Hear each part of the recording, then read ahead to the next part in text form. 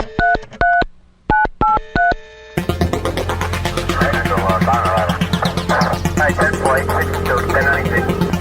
don't know flag.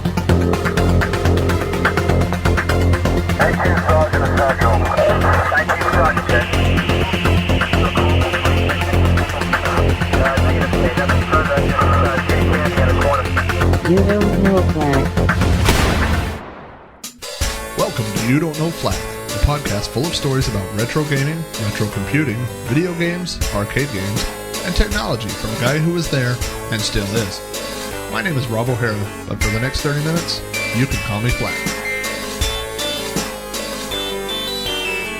Episode 152. Star Wars Games. Greetings and salutations, listeners, and welcome to another episode of You Don't Know Flag.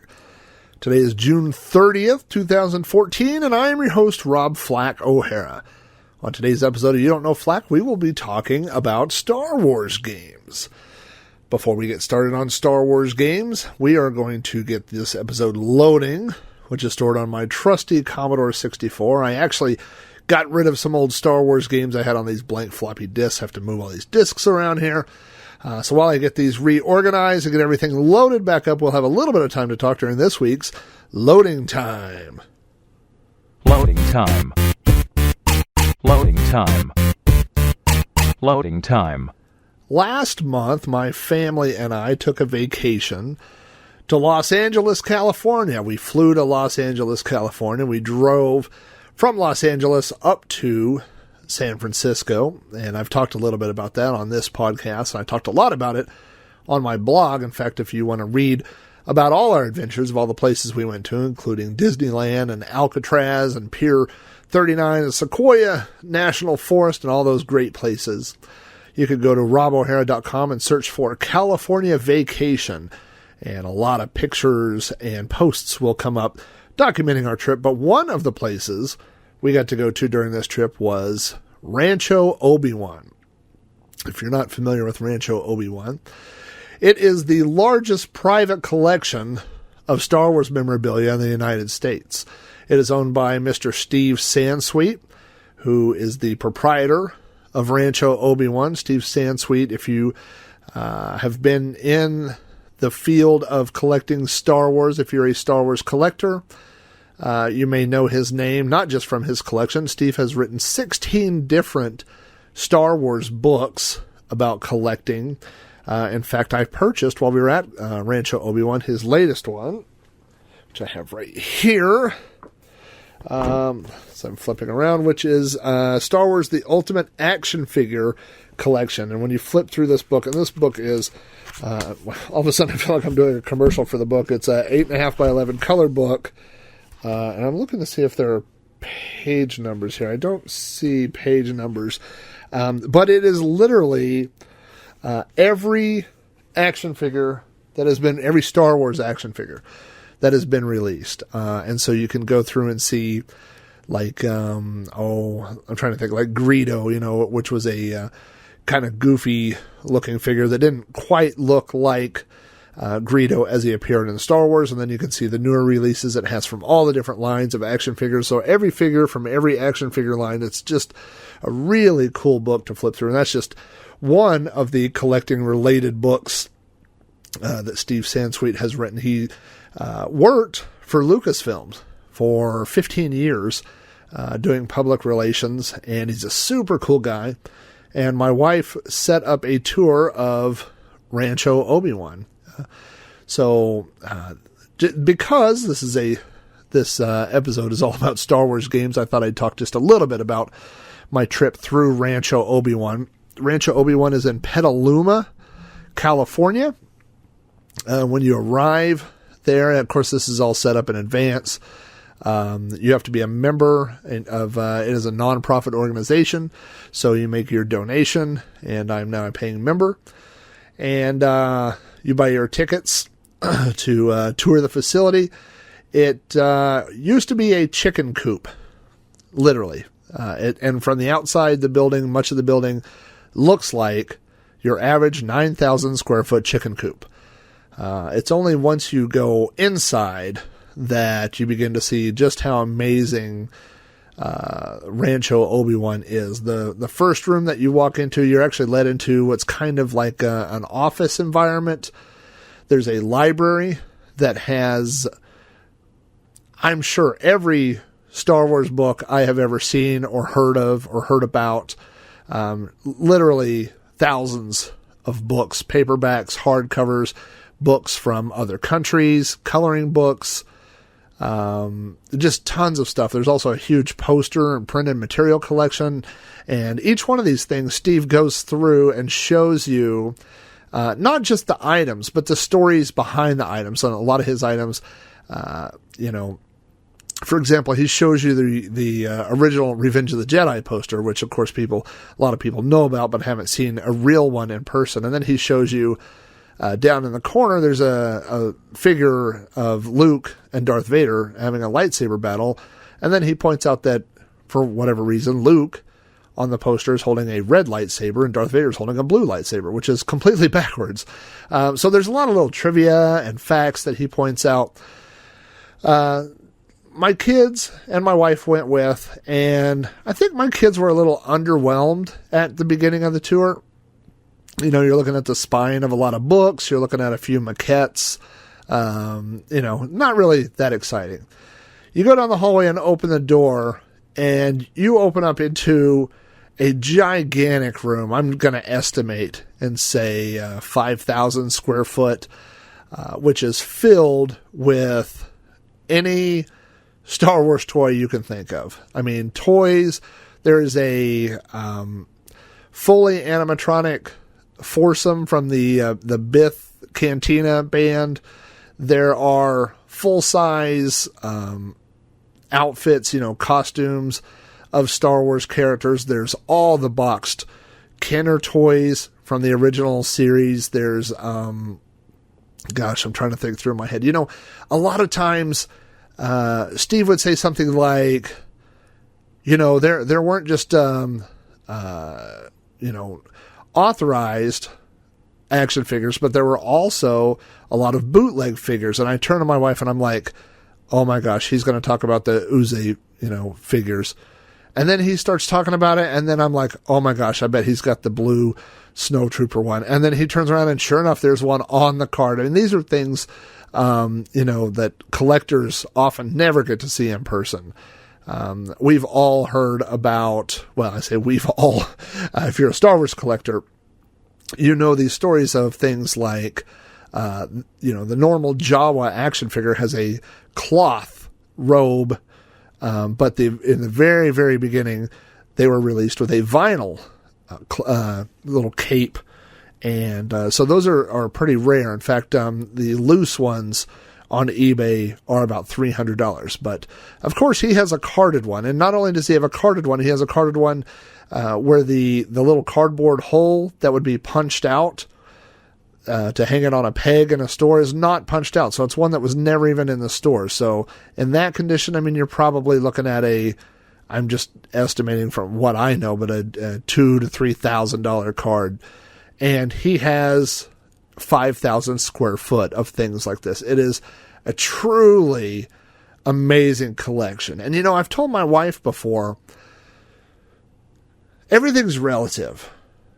Everything is relative, especially once you put the internet into an equation. I'll give you an example.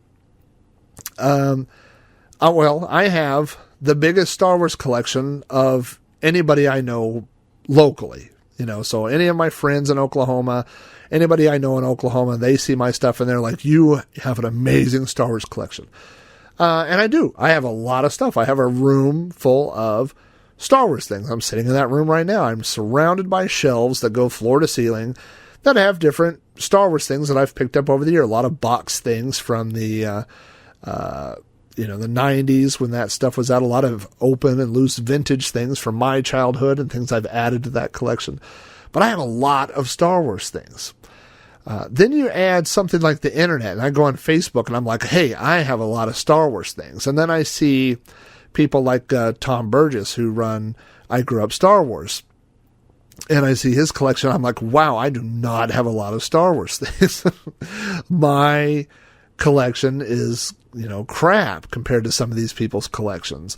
And then you go to Steve Sansweet, who is really the largest Star Wars collector, and all of a sudden my stuff is like, everything I have in my collection is like what he has in the entryway, like the room before you get to his collection. I don't even have enough stuff to fill that room. So it really does put that kind of thing into perspective. I did that a lot with arcade games. I would say, I have more arcade games than anybody I know, which was true.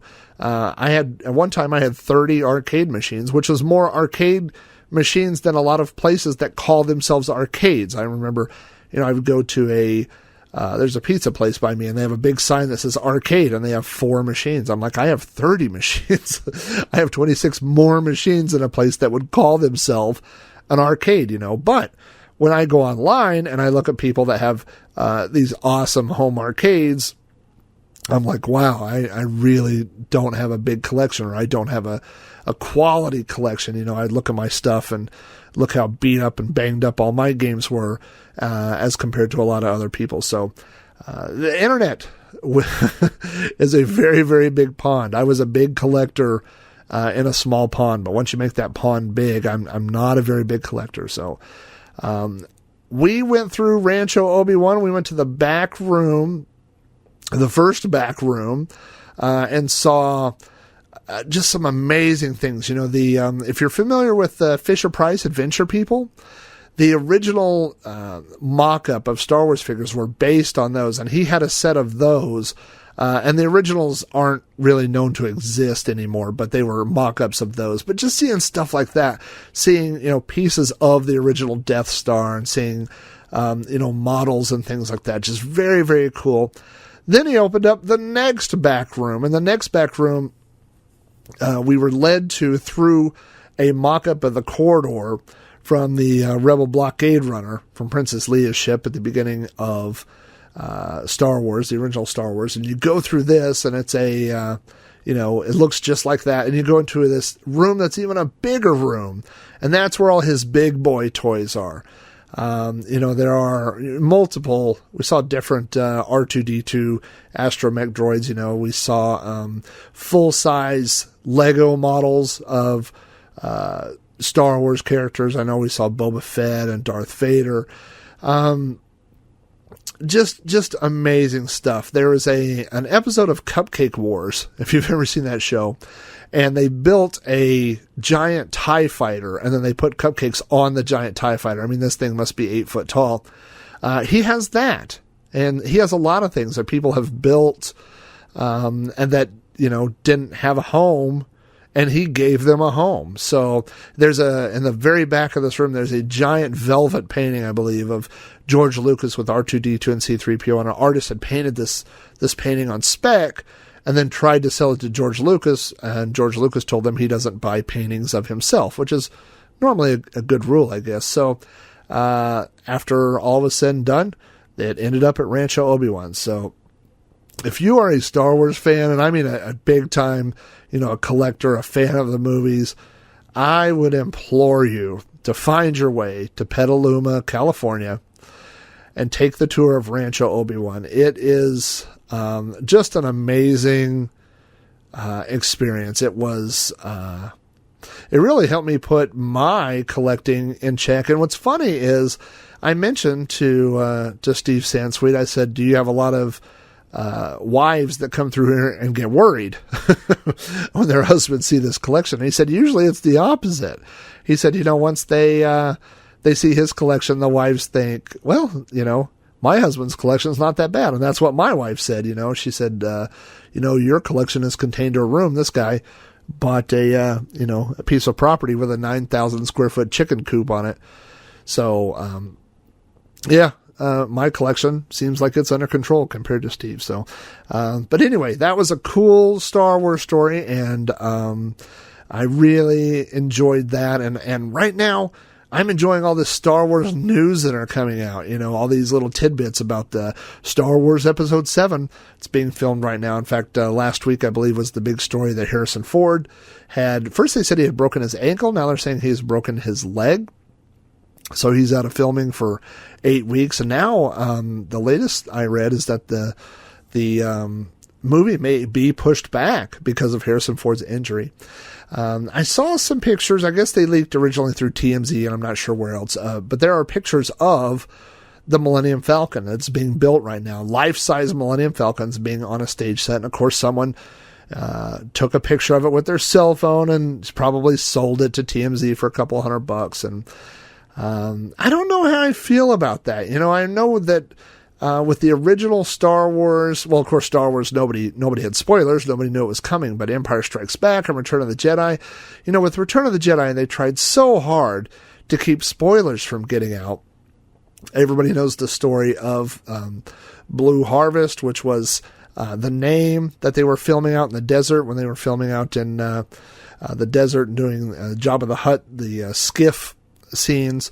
And they all the crew members wore these shirts and jackets that said Blue Harvest, and they told all the locals that it was a horror movie that was being filmed. And so, you know, they tried to keep things under wraps so that real Star Wars fans would have these surprises and stuff. And I don't know if they're going to be able to do it with these new films. I mean, even with the prequels, episodes 1, 2, and 3, you know, the episode 1 came out in 1999.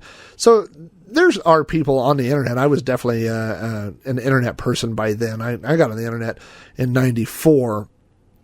So, you know, by 99, 2002, 2005, and there's a lot of internet action going on during that time, you know, and so I in fact, I remember definitely for the third film, I remember being able to download it before it hit theaters. There was a work print that was floating around, you know, so I don't know. I kind of like the magic of going to the theater and experiencing it for the first time and being surprised. And, you know, there were scenes in episode 1. I remember when they all got on the Queen's ship, you know, and you have this moment where Obi-Wan meets Anakin, and Qui-Gon introduces him. He says, "Obi-Wan, this is Anakin Skywalker," and they shake hands, and all of a sudden I got these goosebumps. I got chills all over, and I'm like, oh, you know, I know that they don't know this. Now, we know this as people in the theater, that years later, these two are going to fight, and Anakin is going to kill Obi-Wan. So we know this, you know, but of course they have no idea as the characters in episode 1. So it's those moments where you just go, oh my gosh, you know, and these cool things are revealed to you. And to have those spoiled little by little before a film comes out, I think ruins it a little bit. So I don't know that I or anybody is going to be able to fully avoid Star Wars spoilers for episode 7, but I'm going to try. Hey, sounds like the episode is loaded, so this is a good time. I should mention, if you have any feedback about this episode or any episode of the show in general, you can always email your feedback to robohara@robohara.com or leave a message for me on the You Don't Know Flack voicemail box, which is area code 405-486-YDKF. With that, let's get started with this episode of You Don't Know Flack Star Wars Games.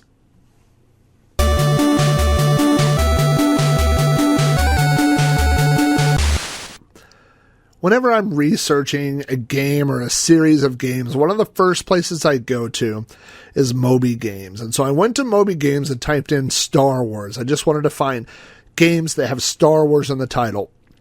Moby Games has 215 Star Wars games divided up into 18 different Star Wars categories. So my first problem with this episode quickly became, how do I tackle 215 different Star Wars games? Do I do it chronologically? Do I do it by game release, or do I do it by movie? I could do it by system or by series. I could sort them out into whether or not they were officially licensed or not. I also had to decide what I was going to include and what I wasn't going to include. Do I include handheld games or the electronic board games? The other problem that I have with this episode is, quite frankly, I haven't played all of these games. I've played a lot of them, but not every one of them. So kind of what I have done is I've set it up mostly in chronological order. They are somewhat combined by release date and platform, but you may hear some jumping around. So if I seem to skip over your favorite Star Wars game, hang with me, because it may be coming later on in the episode. The first thing I will talk about is the early days of Star Wars games. And there are a few Star Wars games that, unless you are a hardcore Star Wars fan, you may not have heard of. The very first Star Wars game that I could find reference to was called Star Wars. It was released for the RCA Studio 2 / I guess overseas it was the Sheen M1200. It was released in 1978. It was only released overseas, and it is unlicensed. So there were a lot of early computer games that emulated Star Wars, games where you would basically go through the trench, like that type of thing. But they weren't called Star Wars. But this is the earliest game I can find that actually has the cartridge literally says Star Wars. Now, there was also an Apple II game released in 1978 called Space Wars.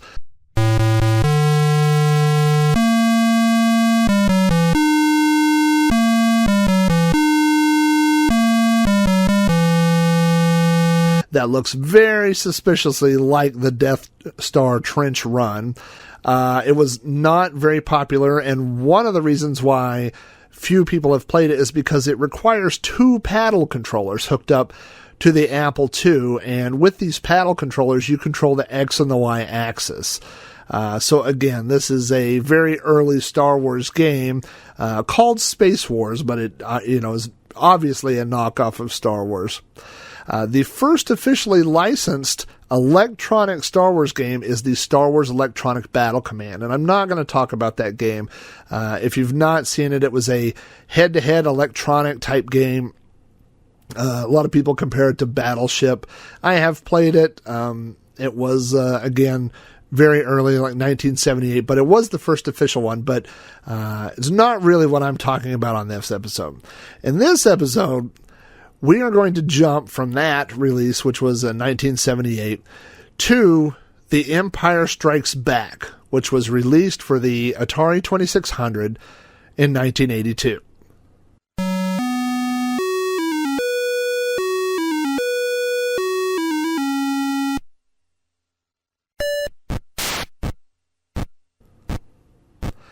Now I know what you're thinking. Where's Star Wars? Well, Star Wars wasn't released yet. The first console Star Wars game was actually Empire Strikes Back.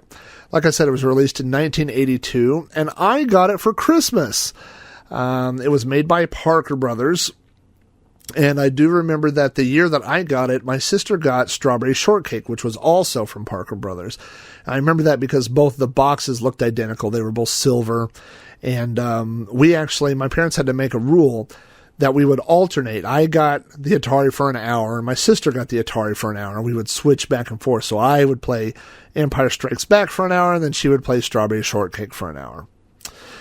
It was also released for the Intellivision, but and if you've never played Empire Strikes Back, it recreates the Hoth attack scene. You are in a snow speeder, and you fly around and you shoot AT-ATs, and as you shoot them continually, they turn different colors, and eventually you can shoot them all and more will come, and you repeat that until you die. So no happy ending for you.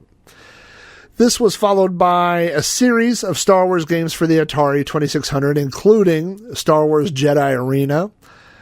There's the port of the Star Wars arcade game, which I'll be talking about here in a few minutes. And there was Star Wars Death Star Battle. All 3 of those games were released the year after Empire Strikes Back. All 3 of those are 1983 games. I know Ferg on his 2600 Game by Game podcast has covered Jedi Arena. I'm not sure if he has covered Death Star Battle yet or not, but all of these games are not great games. Jedi Arena is actually a fairly terrible game that uses the paddle controllers, and you swing a lightsaber back and forth. There was also an Ewok adventure game, which is unreleased, but that ROM, there's a couple different versions of that ROM out there, and those are easy to find if you want to try that game out as well. But really, the big breakthrough in Star Wars games comes that same year, 1983, with Star Wars the Arcade Game.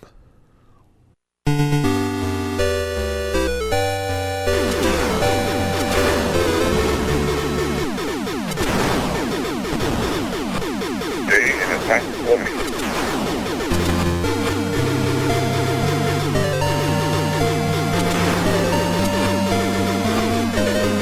original Star Wars arcade game featured color vector graphics.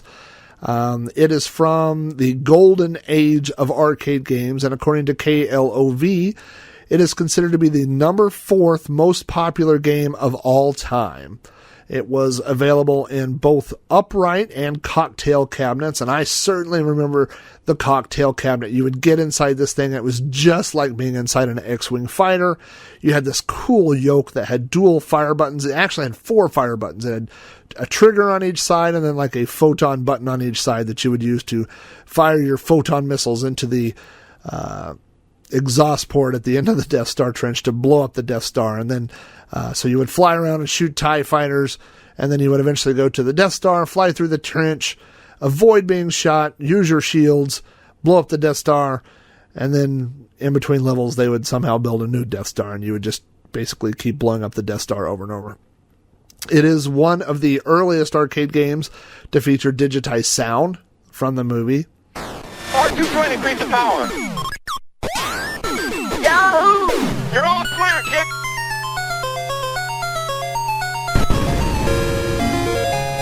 Apparently, this game is very easy to play. Now, if you've ever played this game, you would probably disagree with me, and that is not a statement that I would say myself. I would not call this game easy.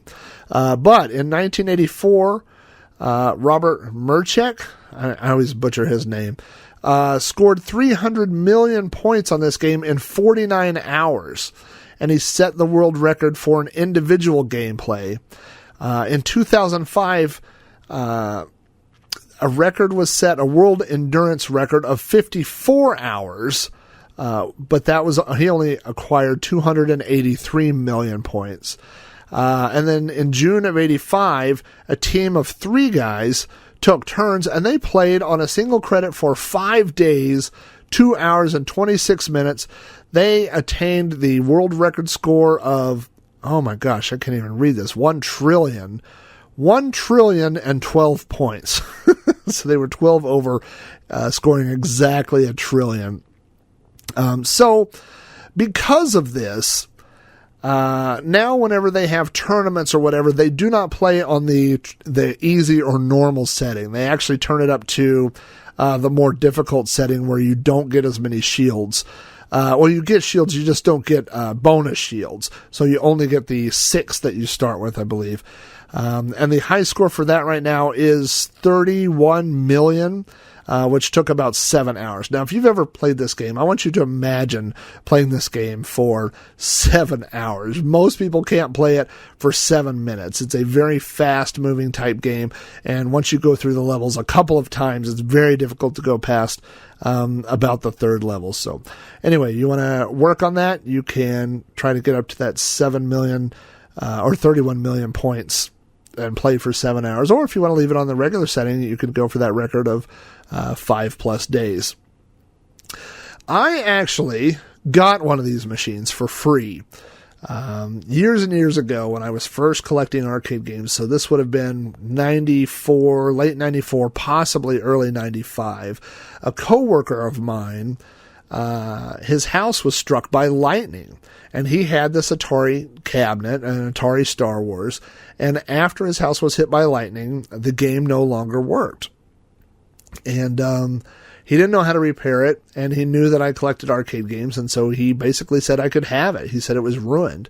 So I took the game and put it in my little storage area, which was the back part of the house, and was always going to fix it. And about 6 months later, I moved out of state to an apartment, and I did not have the ability to take all my games with me. So I knew I would not be able to sell a crappy old color vector game. And so when somebody bought one of my other games, I actually gave them this Atari game. Now, I have seen working Star Wars arcade cabinets go for anywhere from $1,000 to $2,000, depending on condition. And I've seen broken ones in nice condition. I mean, with nice cabinets, go for $300, $400, $500. So Yep, learning lesson for me. Don't give things away. And in retrospect, I mean, it kills me to know that it could have been a very inexpensive fuse or a very cheap repair to fix that machine. But,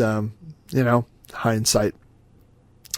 Now this version, what we call the arcade Star Wars, was ported to, as I mentioned before, the Atari 2600. It was also ported to the 5200, the 8-bit Atari computers, the ColecoVision, and the Commodore 64. That was the first time it was ported by Parker Brothers. That was all in 1983 and 1984. The same game was ported a second time, and this gets a little confusing. It was released again for the Amiga, Atari ST, the Amstrad, the ZX Spectrum, BBC Micro, and Enterprise 64. I don't even know what that is. And also it was reconverted again for the Atari 8-bit computers and for the Commodore 64. This version was developed by Vector Graphics, which is funny because, none of these computers have vector monitors.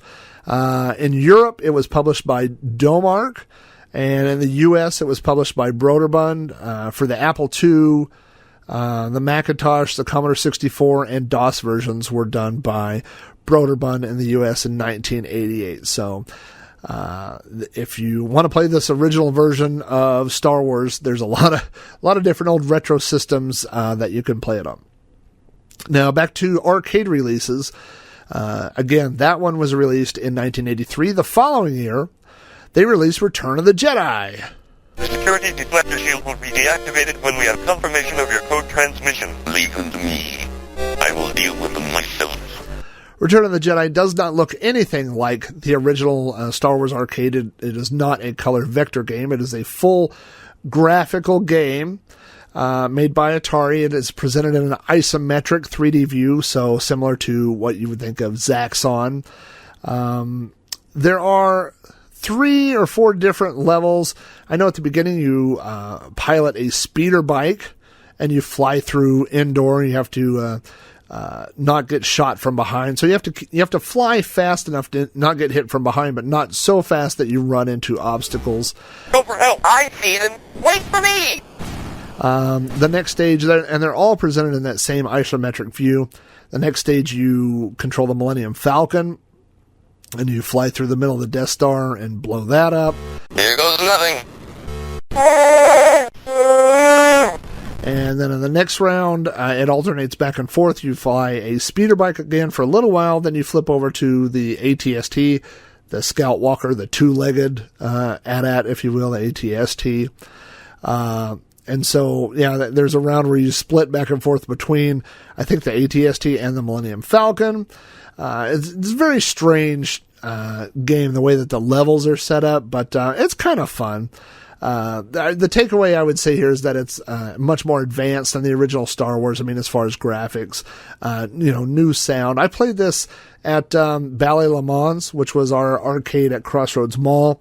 I remember this being in the now featured section, which was a little section up on a platform with light bulbs around on the like a new movie, So this little pedestal, and I would go up there and play that. So that was fun.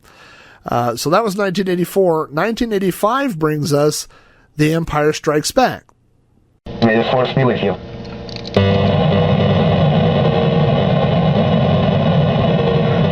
We picked up something outside the base. So yes, it goes out of order. 83 is Star Wars, 84 is Return of the Jedi, 85 is Empire Strikes Back, and Empire Strikes Back is another color vector game. In fact, this was sold as a conversion kit for the original Star Wars machine. So you could take, this upgraded chipset and apply it into the original Star Wars, and then you got Empire Strikes Back. It also came, I think, with some decals that you would just stick on the cabinet on the side where it said Empire Strikes Back, and there was a different marquee that went up to the top. It did have updated levels, graphics and sound, and there was a level where you chased after AT-ATs and where you blow up these little gun towers and turrets things, but it wasn't very popular. And I guess the idea was that they were trying to breathe some life back into those original Star Wars machines. But this game didn't really catch on. 1985 you're 2 years past Return of the Jedi and you're 5 years past Empire Strikes Back, and this is the Empire Strikes Back game. So, not very popular. In recent years, I say recent years, in the last 5 to 10 years, someone has released a switchable harness that will allow you to put Star Wars and Empire Strikes Back in the same cabinet. So, that would be the way to go, I would think, if you're going to own one or not. Now, if you want another way, I didn't mention this before, if you want to play all 3 of these original arcade games, they are included as unlockable extras in the Nintendo GameCube game Star Wars Rogue Squadron 3 Rebel Strike. So if you happen to run across that for the GameCube, or you can play it on the Nintendo Wii as well, you can unlock all 3 of these arcade games. So, a lot of games in the early to mid 80s about, involving Star Wars. And then we have the video game crash. Well, we have 2 things. Number one, we have the video game crash of 80s that everybody likes to talk about. And we also have no new Star Wars movies. Return of the Jedi is in 1983, so with no new Star Wars movies, there's no new Star Wars games coming out. The one exception to that is in 1987, there is a Star Wars game released for the Famicom, the Japanese Nintendo. It is very loosely based on Star Wars. I know that you fight Darth Vader in this game, and at one point he will transform into a scorpion, and sometimes he transforms into a shark. So it's a Star Wars game, but it's not very true to the original source material. We don't get into the next generation of real Star Wars games until 1991, when we get Star Wars for the Nintendo Entertainment System, the Sega Master System, and Game Boy and Game Gear.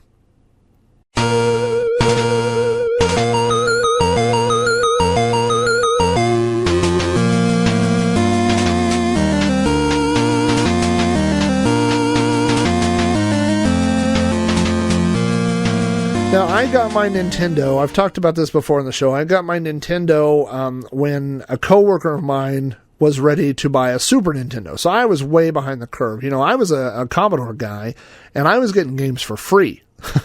I could download all the games I wanted and save them on blank discs, so I wasn't like these Nintendo kids that had to pay $30 or $40 every time they wanted a new game. So when my friend was selling his Nintendo, he sold me his Nintendo and 30 games for $100, which was a great deal for me. So I pounced on that, and in this collection, I got the original Star Wars. It is a platform game, and it's hard as crap. You run around and you play the major Star Wars characters. I think it could be Luke and maybe Han, and I don't know. I think maybe it could be Chewbacca in the first one, but it's a platform type game, and you go through all the different scenes in the movie. It's very, very Star Warsy and very hard. The next one that was released was The Empire Strikes Back. That was in 1992. And it's just, and obviously it uses the same engine as Star Wars. It was only released for the NES and the Game Boy, but other than updated locations, for Empire Strikes Back, it plays a lot like the original Star Wars game. We don't see a real jump in Star Wars games until later that year, in 1992. We see Super Star Wars.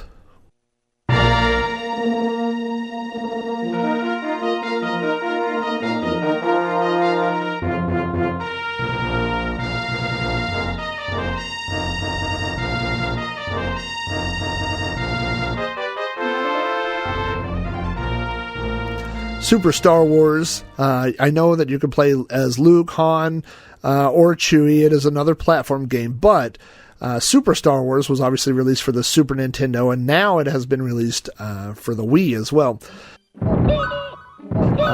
But it has great 16-bit graphics, very detailed graphics. I love this era of bit graphics.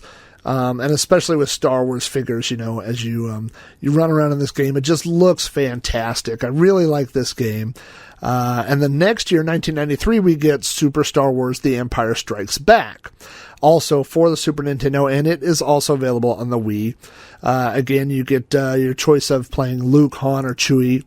There are 25 different levels in this game, and it introduced a password system. So as you play this game, and you die and you want to come back or save your game or whatever, you can use these passwords and come back. So that was a nice addition to these Star Wars games. The next year, 1994, we get Super Star Wars Return of the Jedi, also for Super Nintendo, and has been since released for the Wii. This game was also on Game Boy and Game Gear in 95, but I'm not sure that it was exactly the same. And the big addition on this one that everybody was excited about is that for the first time you could play as Princess Leia. But anyway, all three of these games, if you're looking for Star Wars games, and they're platform games, they're hard. If you're old like me, you remember how hard some platform games were. If you're young and you're like, oh, it's a platform game, you're going to get frustrated as crap because these games will kill you relentlessly. But Super Star Wars, Empire Strikes Back, and Return of the Jedi, if you're looking for some great 16-bit Star Wars games to try out, these are definitely some ones to go try. Now we're going to jump forward to a new platform that I like to call DOS. Well, it's not just me. A lot of people like to call it DOS. In 1993, and this is slightly chronologically out of order, but the first, I remember going to, it was probably Best Buy, I would say, and I was looking through the bin of, discount games or whatever, and I ran across Star Wars Chess. Now, if you are an old school gamer, you probably remember Battle Chess. And Battle Chess is a chess game that plays just like chess, except for when one piece takes another, there is a pre-rendered animation that takes place. So every time, for example, a pawn takes a rook or a queen takes a knight or something, you get the same animation every time. Well, Star Wars Chess is that exact same idea. It's a chess game that features all the characters from the original Star Wars trilogy, and you have pre-rendered animations. Now, when this game came out, I believe the original version was 8 floppies.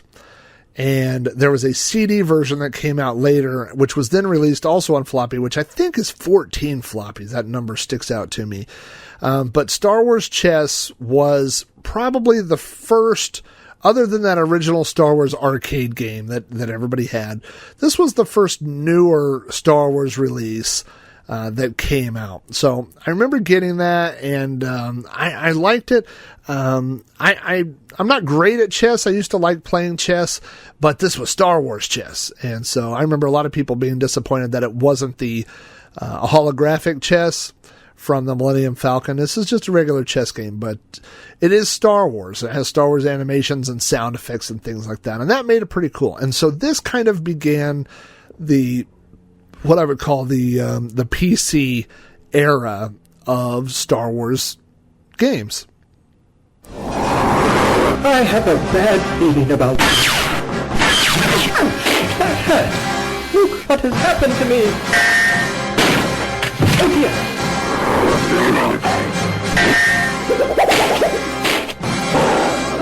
So while Star Wars Chess was the first game that I remember getting for the PC, it definitely wasn't the first chronologically. The year before, we have X-Wing.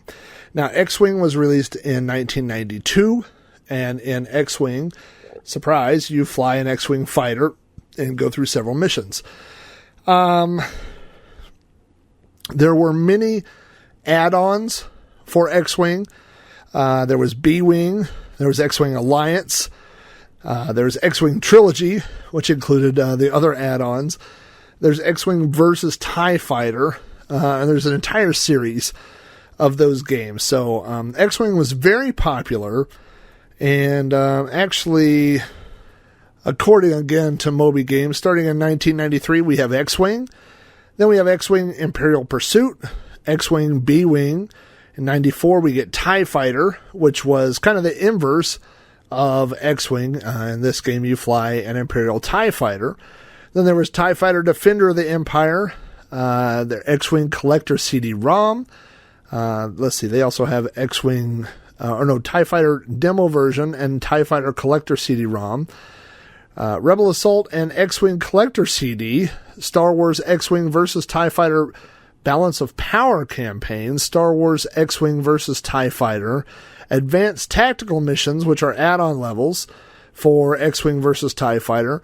98, we have X-Wing Collector Series. 99, we have X-Wing Alliance. 2000, we have X-Wing Trilogy. And in 2000, we also have X-Wing versus TIE Fighter plus Balance of Power. So there are a lot of games in the X-Wing / TIE Fighter series of games. Many of the older ones were DOS only, and so you may have trouble or difficulty getting those to run without the use of something like DOSBox. Some of the Windows ones were specially made for Windows 95, and you may have trouble running those on modern 64-bit operating systems. So whichever ones you could get to run, if you haven't played these games, you should definitely play them. Some of the newer releases updated the graphics, and they're all a lot of fun. So that's the X-Wing series. Then you had Rebel Assault, which came out. Rebel Assault came out in 93 also. It came out for DOS, Sega CD, the 3DO, and the Macintosh. And there was a sequel, Rebel Assault 2, which was DOS, Windows, PlayStation, and Macintosh. And then there was a collection of Rebel Assault 1 and 2, which was for DOS and Windows. Rebel Assault is a 3D-ish type game. Rebel Assault is, I think, the first game, or one of the first games I ever purchased that came on CD. So I know I had Seventh Guest, and I know I had a couple other games, Myst maybe, but I think this may be the first one that I bought, and it's definitely, of course, Star Wars, so I would remember that. But Rebel Assault are fun games. Again, maybe with DOSBox you might be able to play them. Rebel Assault 2, for the original PlayStation, you can probably find something to play a PlayStation game on, but some of the other ones might be difficult to run to date. It is morning at a rebel base on planet Tatooine, where a young pilot is embarking on a crucial training flight.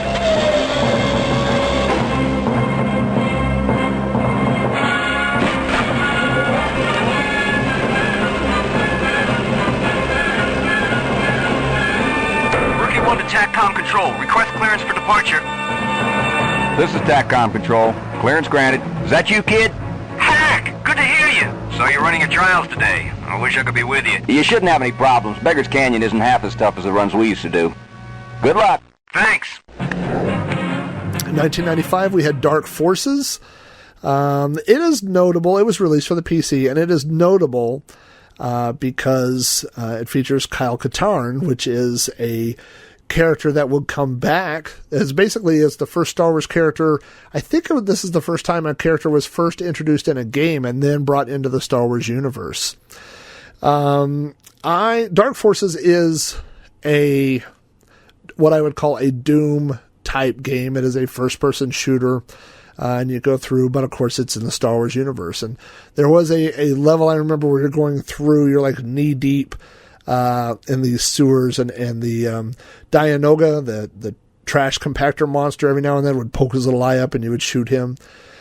But I think Lucas actually made their own engine for this game, because I know it allowed for ducking and jumping and a lot of things that weren't in Doom or Doom 2 games that were popular at that time. I got this for free at Best Buy, the demo version. It came with a demo version of this, and I want to say Rebel Assault and Full Throttle, I think. And we used to give these away at Best Buy, and so I used to have a stack of these. I know I still have one somewhere. But that's where I first played Dark Forces. I just recently bought Dark Forces off of eBay. I don't want to segue into this right now, but I have a sizable collection of these 200-something games. I probably have maybe 100, but I don't have as many as it sounds, and we'll talk about that later on. Next up was Shadows of the Empire, which came out in 1996, and I believe it was originally released on the Nintendo 64, although it did also come out for Windows. In the timeline of Star Wars movies, Shadows of the Empire takes place between The Empire Strikes Back and Return of the Jedi. It is based on the book Shadows of the Empire. It features Prince Xizor and Dash Rendar, which were later on in the 90s when they were releasing the Power of the Force action figures, they had the purple carded figures that were Shadow of the Empire figures, and we got to see what these people looked like. But, and if you played the game, you know what they look like too. Shadows of the Empire was a fantastic game on the Nintendo 64. It really showed off that system's capabilities, Captain, I've established contact with the rebel outpost on Hoth. This is Dash Rendar. Tell the princess I've got that shipment of assault blasters she's been waiting for. Copy, Outrider. We've been expecting him. You are clear to land at Base 3. Nintendo, the original NES, is 8 bits, and it has, decent graphics and sound, but then the 16-bit blew it away. The 16-bit, the graphics and the sound were just so much better. But by the time we got to Nintendo 64, you have these 3D type games, of course, being a cartridge, no loading time. And unlike this podcast where we have a loading time at the beginning of every episode. And it's really, really good. If you have a Nintendo 64 laying around and you haven't tried Shadows of the Empire, you should. It's a pretty inexpensive cartridge, and you should pick that up. There are a bunch of other Star Wars games listed at Moby Games, Yoda Stories, Monopoly, a lot of stuff like that. There was a sequel to Dark Forces called Jedi Knight, Dark Forces 2. Nothing too memorable on my list. The next memorable game that I see here is Star Wars Masters of Teräs Käsi. Ready? Fight!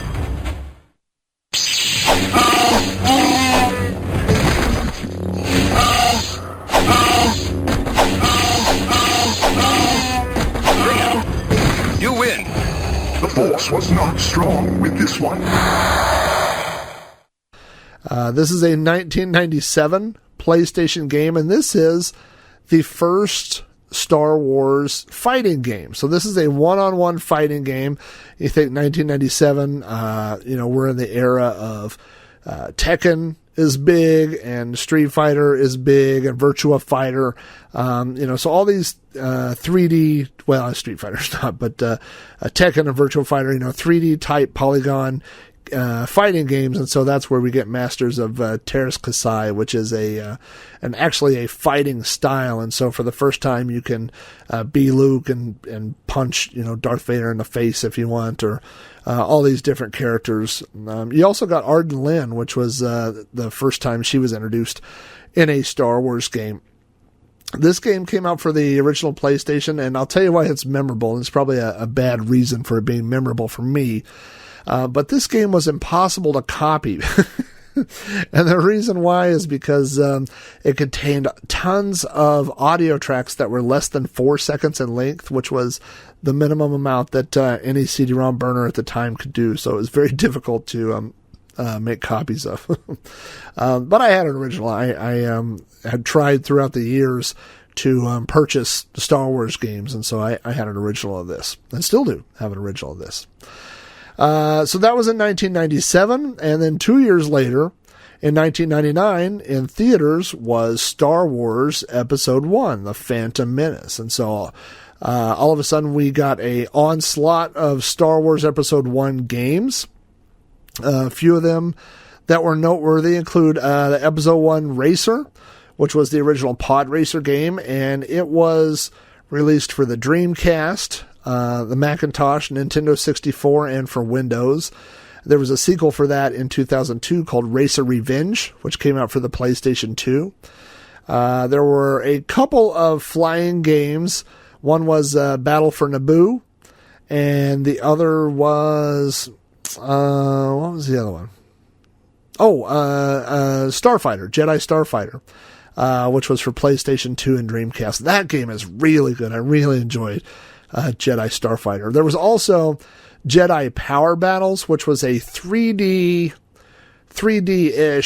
like third-person platform game where you got to go through all the levels of Star Wars Episode 1. And that game got a lot of bad reviews, but I really enjoyed playing that at the time. And I mean, we're still talking the era. This is the original PlayStation and Dreamcast, and I thought it was an okay game, but there's also a release of it for Game Boy Advance. But, it's funny, as I'm looking through these lists here, I can tell you that I bought a Nintendo 64 to play Shadows of the Empire. That is why I bought a Nintendo 64. And I bought a Dreamcast because of Episode 1 Racer. So not only have Star Wars games invaded my collection, but I have actually purchased consoles for the sole purpose of playing Star Wars games. Moving on here, there were a lot of real-time strategy games. I've never played one. I have no interest in them. So there were some real-time strategy games, Star Wars type games. I actually have a few. I think Rebellion is one, and there's some other ones in my collection, but I've never actually played them. There were some Clone War games as well. Again, not really my cup of tea. Knights of the Old Republic was a Star Wars RPG that you could go play online. And you know what? I never played this. And the reason why is not because I don't love Star Wars, because I do love Star Wars. But the reason I never played this is because I had a lot of friends that were playing World of Warcraft and other, MMORPG type games. And all those games reward you for being online a lot and playing a lot. And I knew that I didn't have the time to commit to these type of games, and so I really wanted to play it, but I just never did it, and so, I do kind of regret that, because a lot of these games that are online based, you can't go back now and play. I mean, if you go back, either online gameplay is disabled or nobody's playing it, so, either way, I kind of missed out on an opportunity there. I wish in retrospect I had done that. And then moving forward just a little bit here, there were, in 2005 with Revenge of the Sith, there were obviously several games based on that, including Knights of the Old Republic 2, which was the Sith Lords, and Revenge of the Sith, Episode 3. So lots and lots and lots of Star Wars games to choose from. Now, running down, I have a list here of Star Wars arcade games, and I mentioned a few of them. At the beginning, we talked about Star Wars, Return of the Jedi, and Empire Strikes Back. Those are hard to say in the wrong order for me, but that's the order in which they were released. In 1993, there's a game released called Star Wars Arcade. If you've never seen it, that's okay. According to KLOV, there were only 12 that were imported into the U.S., and I have played one. I played one in Las Vegas at New York. They had one at their arcade there, and it is a 2-player Star Wars game in which you sit side by side, and one person flies the spaceship, and I think you're an X-Wing fighter, or maybe the Millennium Falcon, but one person flies and the other person shoots, and so it's a 2-man. It's kind of if you think of like the old, what was it called, the firefighter type game where you have 2 people playing at the same time. It's similar to that, where each of you have a different job. I think there's a Jurassic Park game that's similar to that, where one person drives and one person shoots dinosaurs. So, but not very many of those. So if you've never seen one, don't feel bad. There were certainly not that many made it to the U.S. Now, what did make it to the U.S. was Star Wars Racer Arcade, aka the Pod Racer game. And you may have seen this.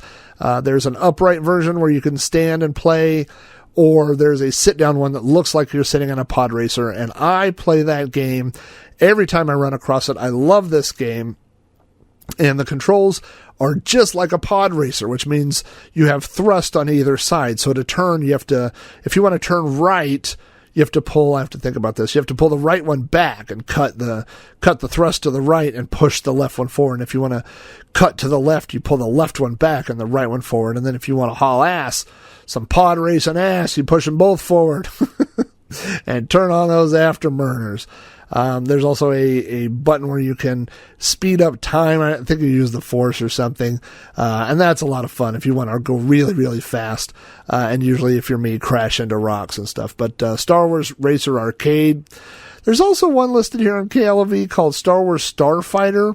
I've never seen this game. I'm looking at it on KLOV. I look at the graphics and stuff, and it looks really awesome. I've never seen this game in an arcade, so I may need to do some research and see if there are any arcades that have this around. And then the one that a lot of people have seen is the Star Wars Trilogy arcade, which was pretty popular. It came out after that last one. I don't have the year here, but there's different levels. You can play Star Wars, Empire Strikes Back, or Return of the Jedi. You go through there are bonus levels where you have lightsaber duels with Darth Vader. It's a lot of fun. I believe the joystick is an optical 49-way joystick, and it is a pain in the booty. If you see machines, you'll see Star Wars Trilogy arcade machines for sale, and it'll say, all it needs is a joystick. Watch out, because those joysticks are expensive and very difficult to repair. So, I mean, I have seen people literally giving this machine away because it needs a new joystick. And actually, I think the joysticks have come down in price. I think you could probably get one now for maybe $100, $150, something like that. But yeah, it's not just a regular old, $5 or $10 Wiko joystick that you can toss in there. So, but Star Wars Trilogy Arcade is a fun game too. Also, along with arcade games, we have pinball games, and I'm not going to go into a lot of the details. I don't know a lot of the details about these older ones. I see that there's Empire Strikes Back in 1980, Star Wars in 92. There's a Star Wars Trilogy machine, which I've played. I played that last time I was in Chicago, I found one. And that's a fun game. And then there's the Episode 1 that a lot of people have seen that actually has what looks like the holograms pointing down on the screen where you shoot at targets, at battle droids and things like that. A lot of people, I think a lot of pinball purists don't like this machine. I like this machine, obviously, because it's Star Wars. And it's just something a little different as far as pinball's concerned. So I don't play it every time I see it, but I did enjoy playing that. We also have, let's see here. Under consoles, we have the Lego Star Wars games, which came out. There are several different ones. There's the Lego Star Wars video game, which was episodes 1, 2, and 3, which nobody wanted to play. Lego quickly fix that problem by releasing Lego Star Wars The Classic Trilogy, which is the classic episodes 4, 5, and 6. That was followed by Star Wars, or Lego Star Wars The Complete Saga, which I believe is all 6 movies with some additional extras tossed in. And then there was also Lego Star Wars Clone Wars, based on the cartoon series. So lots of different Lego Star Wars games, and those are for all different kinds of systems. And that's one of the problems I've had with collecting Star Wars games. Lego Star Wars, the original, is listed for 6 different systems. So when I said at the beginning there are 215 Star Wars games listed in Moby Games, that does not take into account the fact that many of those appear on 3, 4, 5, or 6 different systems. So to collect all the games for all the systems is going to be an awful lot of games. So right now what I'm trying to do is just collect one of each game. I don't care what system they're for. And then later on I'll go through and maybe if I hit the lottery, I'll try to complete the Star Wars collection.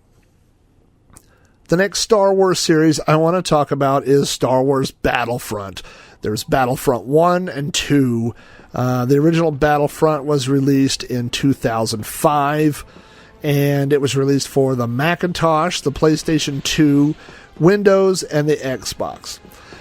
Star Wars Battlefront is probably the closest you'll ever get to actually being in a Star Wars movie. And the difference between this and a lot of the other games is, for example, when you're playing Super Star Wars, you're obviously going to be Han Solo, or you're going to be Luke. And when you're playing, any of these Star Wars games, when you're playing the original Star Wars arcade, you're Red 5, you're going to the trench. You are these star people in the movies. But in Battlefront, you're just a soldier. You're just a random guy out there fighting the battle, and it's going to be 100 versus 100 people, and you're out running around on different maps. Battlefront 2 is more of the same. It was released for PlayStation 2, the PSP, Windows, and Xbox again. And there were some other Battlefront games for portable systems. There's Battlefront Elite Squadron for the PSP and the DS, and then Battlefront Renegade Squadron just for the PSP. These games are fantastic. Now, they have problems, and one of the big problems that people complain about is the AI, and I have done this before. I mean, you could start off in these missions where you're fighting on indoor, and it's 100 of your guys versus 100 of their guys, and whether you're the good guys or the bad guys. And all you need to do is go run and hide, and you can go hide somewhere, and those AI bots will sit there and fight each other all day long. Sometimes they'll, run into each other, and they shoot each other, and they'll fall off trees, and they do all these silly things. And you could wait it out until, sometimes you could win the level by not doing anything. So it was a lot more fun when you could play online with other people. I still enjoy it, but the campaign mode, like I said, it has issues. It hasn't aged greatly. But, you had the original Battlefront, and then you had the Battlefront 2, and then the PlayStation 3 and the Xbox 360 came out, and we all thought, we can't wait for Battlefront 3. And then, there was even footage of Battlefront 3 that leaked, but there was never a Battlefront 3. And we're going to talk about that in just a couple of minutes here. We have the Star Wars: The Old Republic, which is the big MMORPG. Again, I didn't play it. I just don't play those genres. I don't have the time to get in those genres of those types of online games. But what I did have time for is Star Wars: The Force Unleashed, which was there was a first one and a second one. They were released originally, I believe, for the Wii, although they came out with different ones for other systems. But the cool thing about this is that you got to use the Force, and you got to use the Force with the Wiimote. So you got to shake things around and wave around your Force powers and stuff. And it was cool. It was a great idea. Not perfect execution, but still, something fun in the Star Wars universe. Just when it seemed like Star Wars games were drying up, we got Angry Birds Star Wars. Now, I'm not going to say this is great. And in fact, when I go to the Star Wars aisle, there's a Star Wars aisle at Toys R Us, and I go there and I'm looking for Star Wars toys, and half the aisle now is Angry Birds plushies that look like Chewbacca and Princess Leia and Darth Vader. It just gets on my nerves. I mean, this is like, to me, like the Ewoks of today. You know what I mean? It's like, it's obviously just meant for marketing purposes. It's not for Star Wars. It's not for Star Wars fans, and it's not for Star Wars the movie. It's for Star Wars the merchandise. So, you know what? It is what it is, and I guess if one of those toys or one of these games gets a kid into Star Wars, then I guess I'm for it, but it seems like a little much to me now. I talked a little bit about Battlefront 3, which had not come out. Another game that did not come out was Star Wars 1313, which was a planned game that was going to follow the life of a bounty hunter. And he was going to go to Coruscant and go to level 1313. He was going to find this criminal plot. And it was all supposed to be about bounty hunters and stealth and all these cool things. There was a lot of pictures and screenshots and video released of this. And unfortunately, it was still being made when Lucasfilms or when LucasArts was purchased by Disney, and so that killed the project, which is too bad because this game looked really cool. And I'm sure that whatever engine this was using will probably be recycled into something else eventually. But that's too bad because this really looked like a really cool Star Wars game. 1313. Catch a deep breath. It'll be the last fresh air you'll get for a while. Fresh air is overrated. Let's see how you feel about that after you get 1,000 levels down. Instead, what we got was a dozen different tablet and iPhone games. We got Tiny Death Star. We got Trench Run, Falcon Runner, The Battle for Hoth, which is a tower defense game. There's a Cantina game, which is like one of those diner type games where you have to serve food. Just last week there was a Star Wars Scene Maker, and I have not tried that yet, but that allows you to set up scenes and make your own little 3D movies from Star Wars. So, yep, we don't get 1313, which would have been an awesome bounty hunter game, but we do have a Cantina where you can serve up cups of blue milk. Dumb.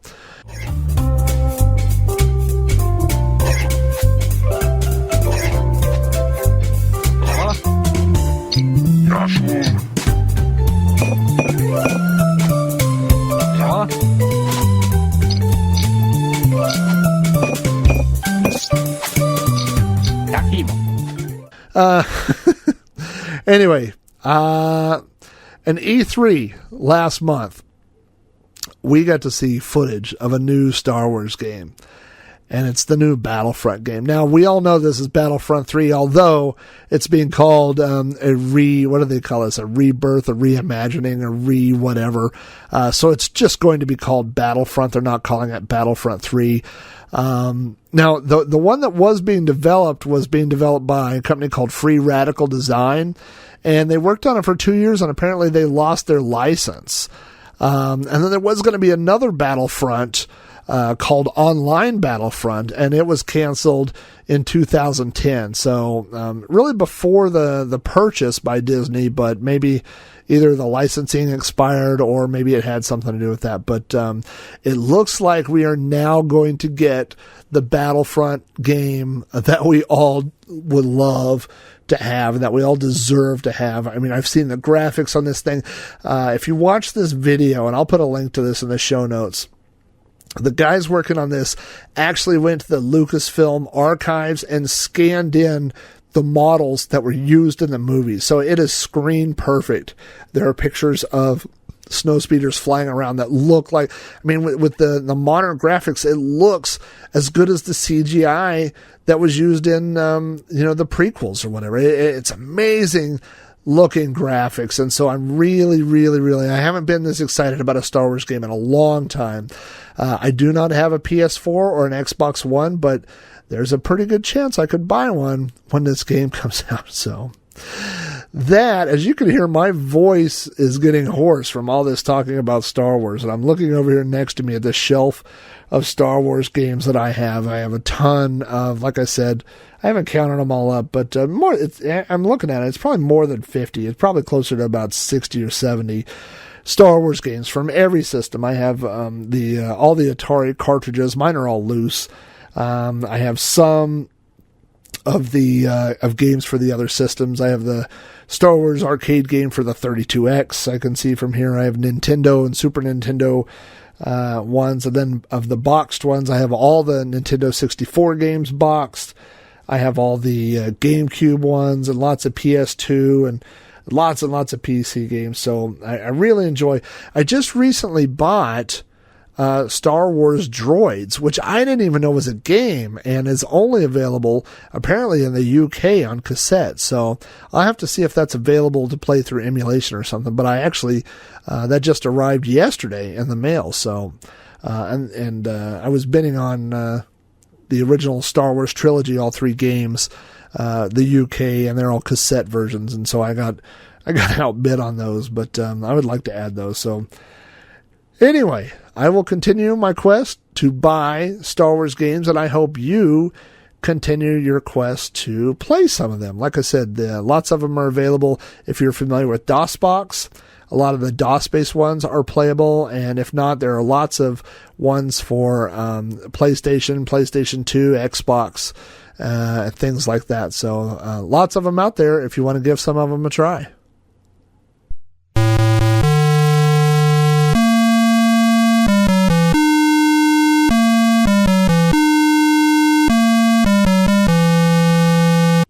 That wraps up another episode of You Don't Know Flack. Thanks so much for tuning in.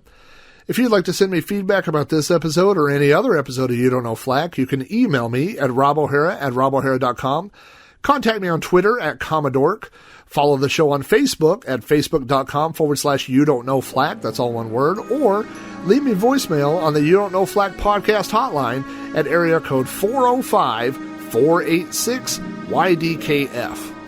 You Don't Know Flack is available from iTunes, Stitcher Radio, the You Don't Know Flack RSS feed, and through throwbacknetwork.net, your home for quality retro podcasts. If you'd like to hear more podcasts from me, check out my Commodore 64 themed podcast, Sprite Castle, at spritecastle.com, and Throwback Reviews at throwbackreviews.com. Both of these shows are also available at throwbacknetwork.net. Thanks again for listening, and we'll see you next time on another episode of You Don't Know Flack.